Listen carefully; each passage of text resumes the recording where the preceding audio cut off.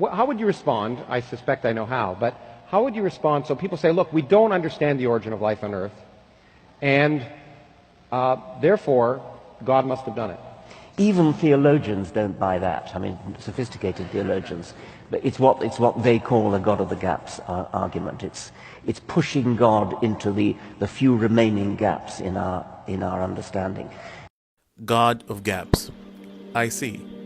So just because science didn't discover the cause of the universe, then we have a scientific gap, and the believers of God want to fill this gap somehow.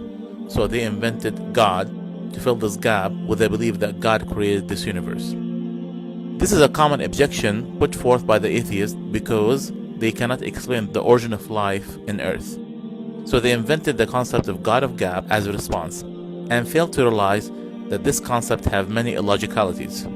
Number one, when atheism put forth this objection, they are admitting that they don't have an explanation for the origin of the universe. Therefore, we have a scientific gap. But one day, in the future, scientific progress will find the origin of the universe and refuse the design argument.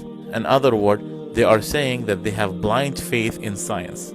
At the same time, they criticize the believer for having faith. Notice the double standard. Number two, with the hope that one day science will close this gap of finding the cause of the universe, and this will fill the gap. As a matter of fact, science does not always close the gap, but rather widen them. How many times with science, as soon as we answer one question, 10 more questions comes up?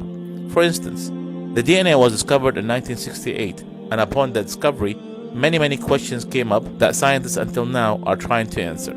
So we don't close the gap all the time with science. Number three, we have to know the limitation of science, as science cannot answer all questions in the world because it works based on metaphysical terms, meaning science works through testing, experiments, observable things. Therefore, science cannot answer questions that cannot be tested. Science failed to answer how humans are morals, the fine-tuning of the universe, the beginning of the universe, and the emergence of human consciousness. Finally, this gap, according to the atheist, will always be empty. You can fill it only with either one of two things. Number one, recognizing that all-powerful, almighty, all-wise God, who is unlike his creation, created this world and created you for a purpose on this earth, or you could fill it with your arrogance of disbelief. If you have questions about Islam, ask a Muslim.